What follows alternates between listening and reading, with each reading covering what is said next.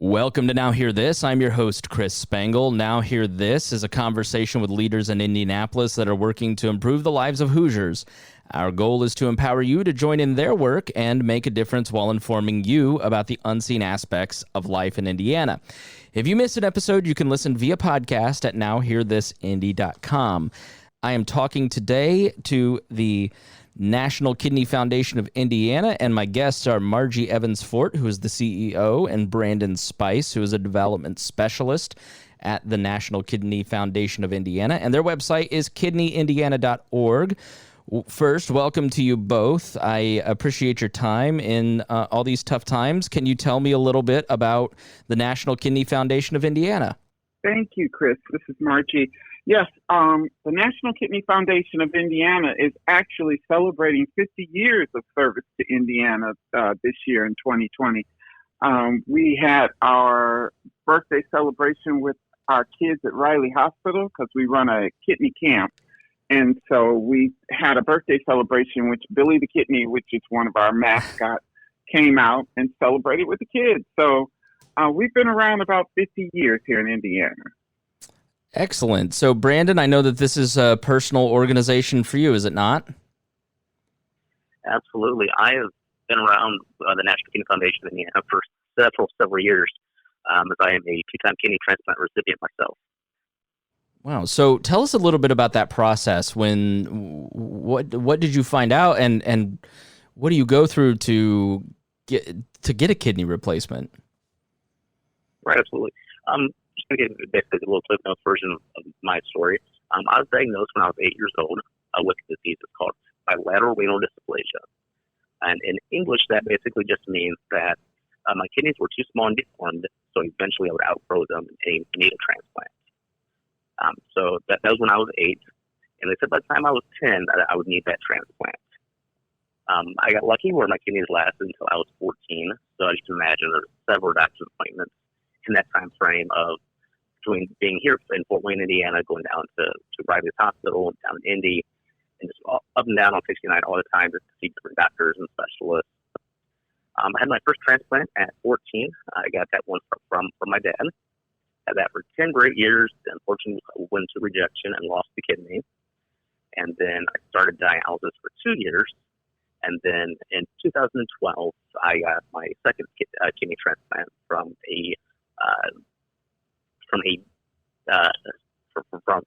a donor family.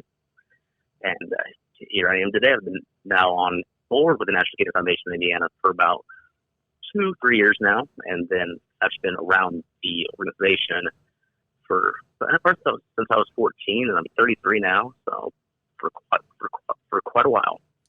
Well, we are glad for your health and continued health. And Margie, does the Kidney Foundation, are you an educational organization? Are you the ones that help organize the donor list? Tell us a little bit more about some of the services.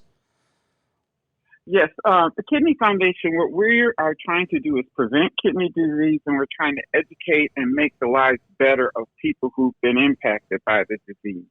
So we kind of got a three-prong approach. We do general education to the community, and then we do services to the patients, and then we work with doctors and nurses and trying to make sure they stay up on all the latest issues of the kidney. So primarily where you'll see us go across Indiana is we have a prevention program, which we call the Indiana Kidney Check. And so we test blood, we test urine. We're looking for diabetes and hypertension primarily, because what happens with people a lot of times is they have diabetes and they have high blood pressure, and those diseases are so slow in doing the damage that they do that they don't really realize that they're feeling bad until they start feeling really tired, or they start getting puffiness because they're retaining too much water in the system. And by then, unfortunately, a lot of people, when they recognize they have kidney disease, they're going on dialysis or needing a transplant. So what we're trying to do is educate people earlier. We're trying to catch it earlier and trying to get them to pay attention to that diabetes and pay attention to that high blood pressure and make sure they take their medicines, because a lot of times people will avoid it, or they won't change their eating, or they won't do the things they need to do to stop the damage, because a lot of times it's preventable, or that you can stop that damage that's happening to the kidney. So that's where we're trying to educate the public mostly about, especially when diabetes and hypertension runs in your family, to try to manage it and do better so your kidneys don't fail. So that's where we've been spending a lot of our time in prevention and education, health fairs, and that sort of thing. You'll see us a lot doing fundraisers a lot of times too, but we're always trying to educate at those fundraisers at the same time. So we have programs then, like I was saying, we have for our children. We have a kidney camp, because our kids, they spend a lot of time dialyzing, and they're away from other children, and then because of their issues, they're not able to handle camp the way a normal child, I guess we had normal, if you want to put it that way. But we have a camp for them so that they can go and do horseback riding and zip lining and all that. And they do that once a year. And unfortunately, with what's going on this year, we're not going to be able to have our camp. It usually occurs at the end of May. But on most years, on all years for the last 15 years, we've had a camp for our children. So we provide programs for people who've been impacted. We provide advocacy so that we're at the state legislature or at the federal legislature doing what we need to do to make sure kidney patients are taken care of. And it's become a big deal this year. President Trump has put a focus on kidney disease. And so we are working a lot with Health and Human Services on that issue. So we just try to make the lives better of people who are impacted and provide the services that we can. We have scholarship programs, just whatever we can do to help our kidney patients and transplant recipients, because we also focus on transplant and of all organs. We try to promote that amongst people, that is safe and that it can happen, and you can help save a life with organ donation. So we've got a lot of things going on, Chris. Yeah, it's an important need. Brandon, is this just one of those secret underlying conditions, or are there symptoms that people might need to be aware of? Where do they set up if they want to get screened for hypertension or diabetes and have some of these things checked? How do they do that? Where do they go? Absolutely. Unfortunately, with kidney disease, there's really no big warning signs until it's so far advanced that it's at the point of no return. So one of the things that we do offer at the National Kidney Foundation of Indiana is our free kidney health screenings. We'll go through different parts of the state, and we'll set up full screenings where they can have their blood pressure checked, their height, weight. We'll do a urinalysis so we can see what the kidney function is doing, and also give them a chance to speak with a clinician to go over the results to see, hey, should they start thinking about ways to lessen their chances? Would a diet change help? Would getting on medication help? What's the best way that we can help the person at risk from developing a deeper sense of kidney disease? A lot of times, it is a very simple fix, or maybe not simple fix isn't the right word, but it's something that's very, very manageable.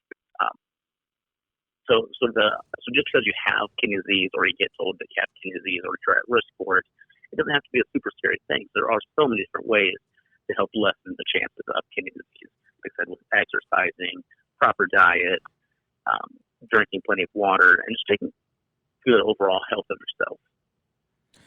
So let's talk about ways to support your efforts. Obviously, Brandon is a living testament to your important work. What are some ways that people can get involved? I know you've just launched the Kidney Cars program. Can you tell us about that, Margie?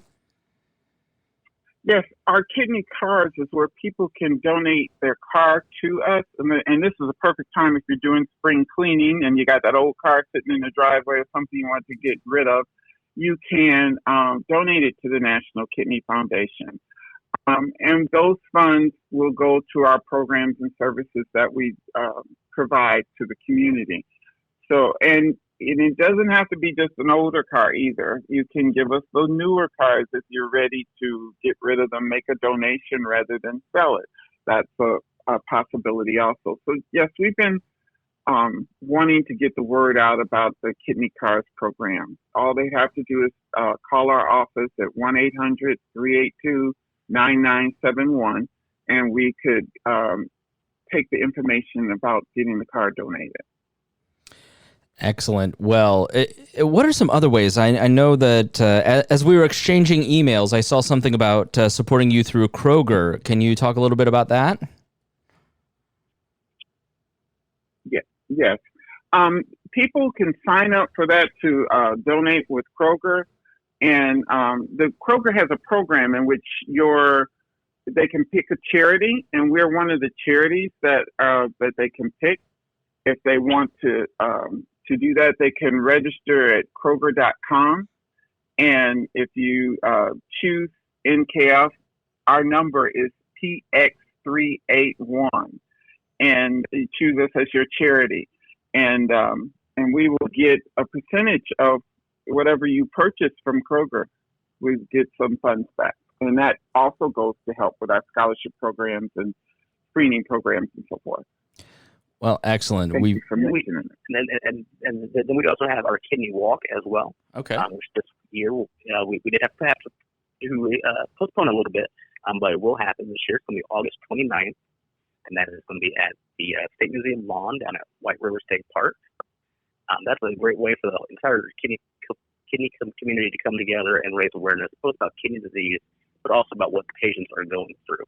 I can say personally that a lot of times as a patient yourself, it can be isolating because there are no warning signs that you don't realize, hey, there's so many people that have kidney disease. But 1 in 3 Americans are at risk of developing kidney disease because of high blood pressure and diabetes. So it's a great way to meet other patients who are going through the same thing and share your stories. Personally, I attended the walk as a patient several years. So you get to know the other walk teams and get to know other patients. So then when you do get that news that you've had that transplant, that next year's walk, it really becomes a celebration because the kidney community it's a tight-knit, it's a family basically. Just anything you can think of as far as resources, that family there is to support you, and with the National Kidney Foundation being that base of so many different great opportunities and programs to help improve the life of patients with kidney disease.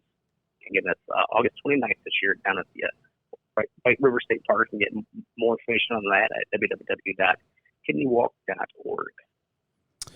Well, that is great. And you can go to, again, that's kidneyindiana.org. You'll find that in the show notes on the podcast feed. My guests have been Margie Evans-Fort, the CEO of the National Kidney Foundation of Indiana, and Brandon Spice, a development specialist at the organization. Thank you so much for joining me, both of you. Thank you. We appreciate you having us. Thanks for listening to Now Hear This. I am your host, Chris Spangle. If you missed any portion of our program, you can listen on our website, nowhearthisindy.com. If you'd like to have your organization featured on the show, please contact Gabby at 317-475-7407 or via the contact page on our website. Thanks for listening, and we will be back again next weekend with Now Hear This. Our goal at the Chris Spangle Show is to help you sound smarter while talking with your friends. If you struggle to understand politics, we explain it from an independent, libertarian perspective with all of the irreverence modern politics deserves. We toss out the screaming heads and put people before political parties and give context to the news to make you think. I'm the host. I'm a 15-year veteran of politics and media, and this show is published every Saturday. It's part of the We Are Libertarians network, and be sure to join Wall Plus for bonus podcasts, the complete archives, commercial-free shows, and more. Subscribe now at wearelibertarians.com.